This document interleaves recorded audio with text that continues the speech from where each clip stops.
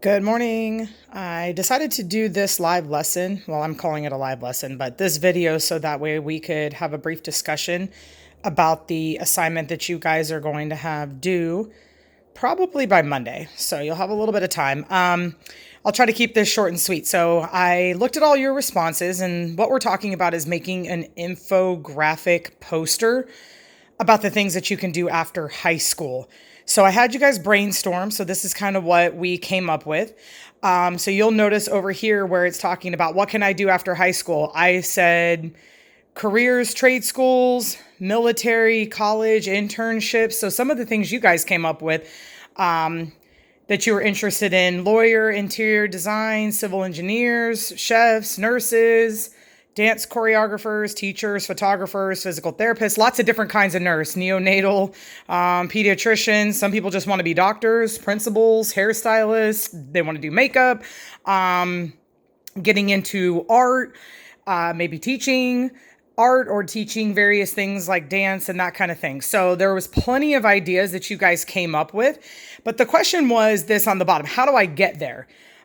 So we have always an idea about what we want to do, and just know that no matter what idea you have that you want to do does not necessarily mean that that's how your life plays out. The good news is that you can switch what you're doing after high school.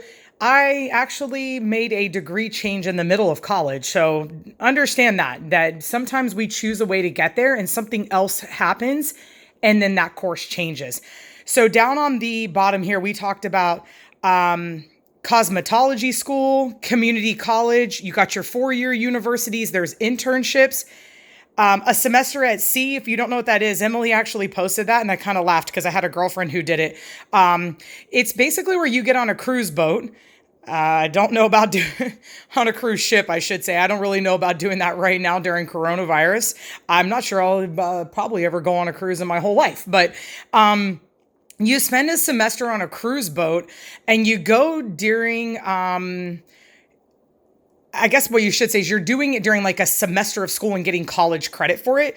And you go to like 12 different places and you learn various topics and get credit for it. So that's kind of a cool way to see the world and get college credit while you're doing it. So thanks, Emily, for posting that. I thought that was a cool idea that a lot of people probably don't know about. If you notice here, I put community college.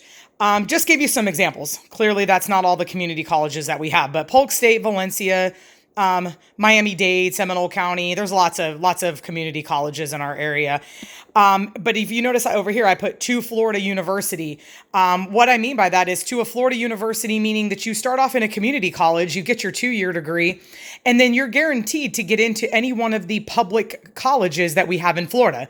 So that would not be like your University of Miami. It's a private school, but that would be your UCF, USF, Florida State, University of Florida, all those colleges that have an agreement with our community colleges. And that's Polk State, that's Valencia. All of those community colleges are included, not just Valencia. And then what they do is after you do the 2-year program and you complete it with a certain GPA, they allow you into the college guaranteed. What they don't do is guarantee you into your program. So be careful if you are wanting to go into nursing, let's say, and you go to Valencia for 2 years, you must still apply to the nursing program. So you'll get into the college. For example, let's say you want to go to FSU in Tallahassee, Florida State. They'll let you in there, but they don't necessarily have to let you into their nursing program or their engineering program or their law program. So be careful and make sure that you look into if you're doing that 2-year to a 4-year route, which a lot of people do, and there's no harm in that, because sometimes going to a community college for 2 years allows you to grow up and to mature a little bit after high school. And then by the time you're ready to go to that 4-year university, you got a little bit of maturity under the belt and you'll probably do better academically. So if you're somebody that you know, like, I need a little bit more, that's probably a better place to start. Those also too, that a lot of kids stress over their SAT scores or their ACT scores. If your scores aren't as high as you'd like them to be, and you've tried multiple times to raise your score, community college is also another good place to start. So there's a couple of ideas there. Just putting that out there. Otherwise, you can go directly into a 4-year. But if you're definitely looking to go in under a specific program and it's not just a general bachelor's degree, which those of you that don't know, a bachelor's degree is that's the 4-year. You might hear someone say, oh, you can get an associate's degree.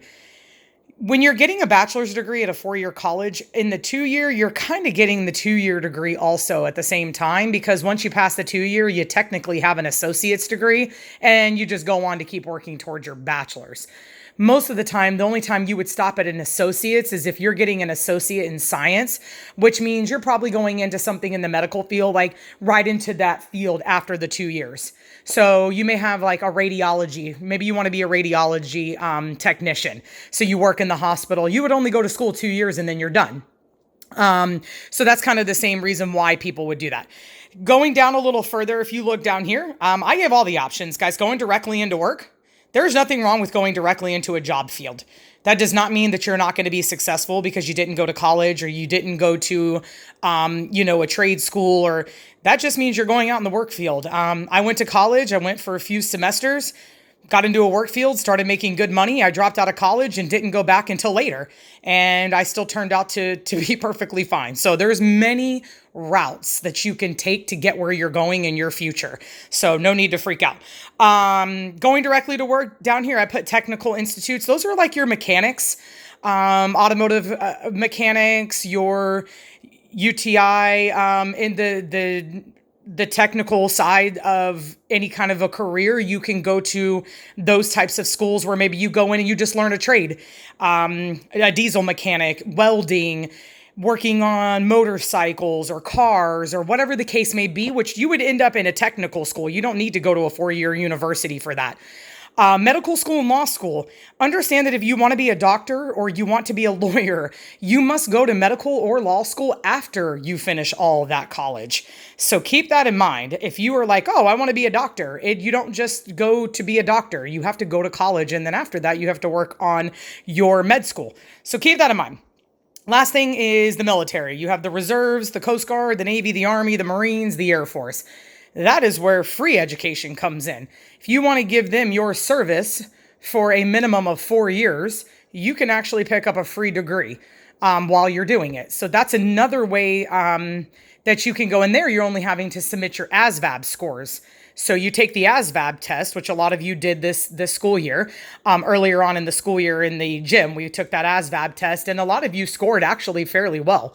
If you wanted to go in the military, you're only using that score and don't have to worry about the whole SAT, ACT component of it. And you can go into the military and then go from there. Higher your ASVAB score is, the higher your rank is in the military. And that's something that you can take every 6 months. So if you get an ASVAB score and you're like, wait, I want to go in the military. Right now I have Malik. He's working on increasing his ASVAB score because he wants to go into like the espionage area of essentially it's like the spy, the spies of the Marines, if you want to call it that. But you need a higher ASVAB score. There's minimum scores for certain jobs. I had Daniela do this assignment so that way you guys could kind of get an idea. So let me show you her project. She wants to be a civil engineer. So she obviously has looked at what she's doing. She decided to do this in an infographic way by the schools that she wants. Her first 2 choices are University of Florida and Florida State. Her 2 other choices would be the USF Bulls going down to Tampa, and then UCF, obviously. Reason why her top 2 school choices are FSU and UF is because they have the best engineering programs in the state. That's another thing too. If you have a specific field you're wanting to go into, you should check the schools that have the best programs for your job.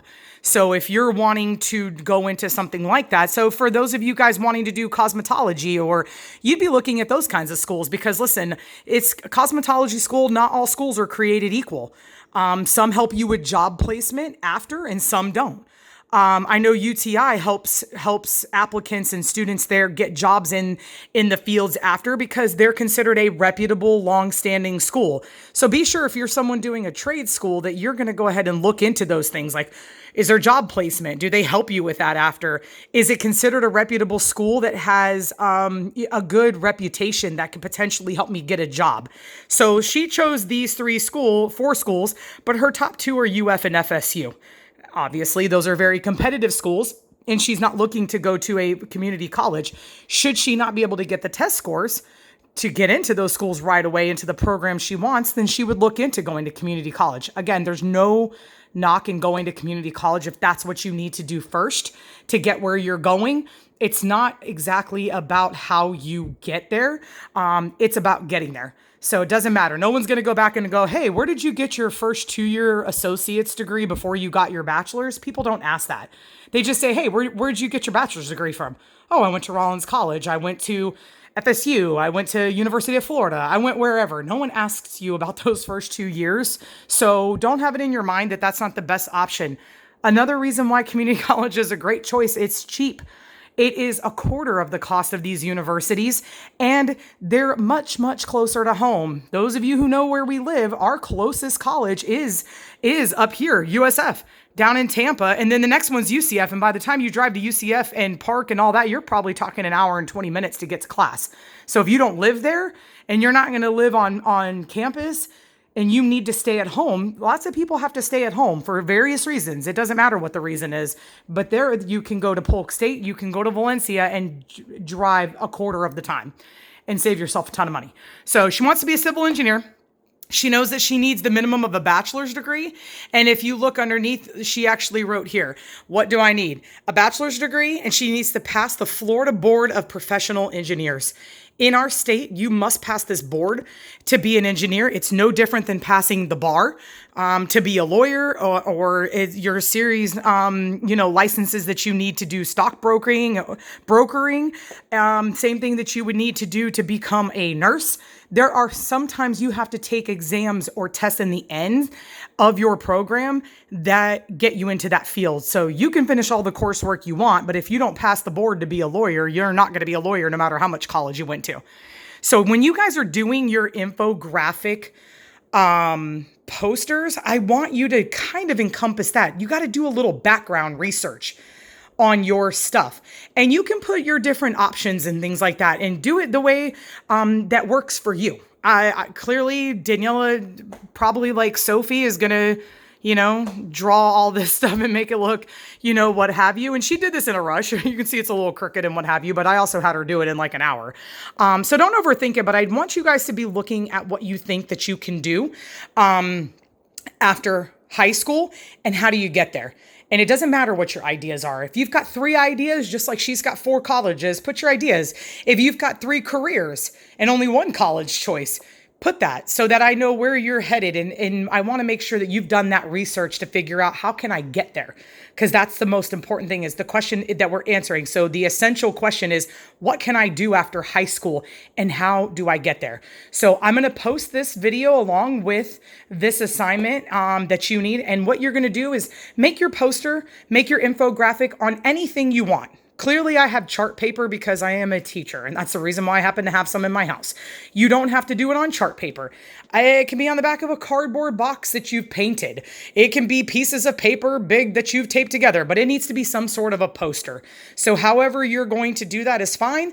The way you'll submit this is by taking a photo, snap a photo of it on your cell phone, and just attach it to the assignment. You can send that to also attach it to the desktop.